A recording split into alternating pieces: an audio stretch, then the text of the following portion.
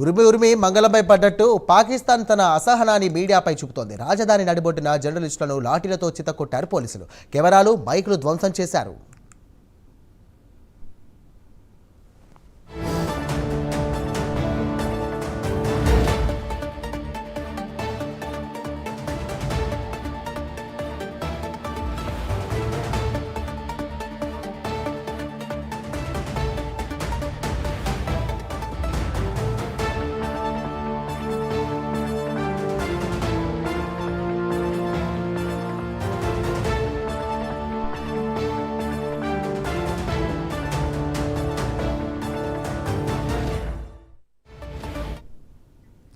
ఇక పీఓకేలో 5 రోజులుగా ప్రజల నిరసనలు సాగుతున్నాయి. పాక్ ప్రభుత్వం దశాబ్దాలుగా అణిచివేస్తోందని, తమ గురించి ఏమాత్రం కూడా పట్టించుకోవడం లేదని ఆందోళన చేస్తున్నారు. ప్రజల వ్యతిరేకతను బల ప్రయోగంతో అణిచివేసే పనిలో దిగింది పాక్ ప్రభుత్వం. సాయుధ బలగాలను దింపి ఎక్కడికక్కడ జనాన్ని అడ్డుకుంటోంది. కాల్పులకు 12 మంది జనం కూడా బలయ్యారు. వందలాది మంది గాయపడ్డారు.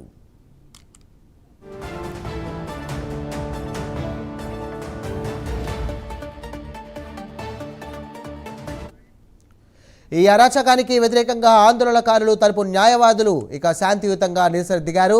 ఇస్లామాబాద్ నడిబొడ్డున నేషనల్ ప్రెస్ క్లబ్ కార్యాలయాన్ని కూడా దీనికి ఎంచుకున్నారు. ఆల్రెడీ అసహనంతో ఉన్నటువంటి పాకిస్తాన్ ప్రభుత్వం ప్రెస్ క్లబ్లో ఉన్న ఎవరిని వదలలేదు. పోలీసులను ప్రెస్ క్లబ్లోకి పంపింది. దొరికిన వాళ్ళను దొరికినట్టుగా చితక్కొట్టేశారు పోలీసులు. లాయర్లు పోలీసులు అని చూడలేదు. ఇక కొందరినైతే బయటకు ఈడ్చుకొచ్చి మరీ కొట్టారు.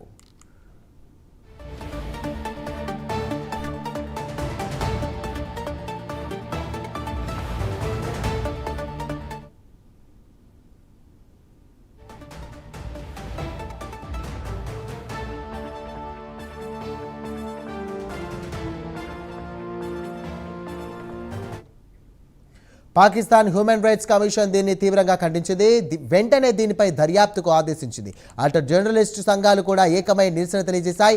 చాలా ఏళ్లుగా ఇస్లామాబాద్ ప్రెస్ క్లబ్లో రాజకీయ, సామాజిక అంశాలపై సభలు, నిరసనలు జరుగుతూనే ఉన్నాయి.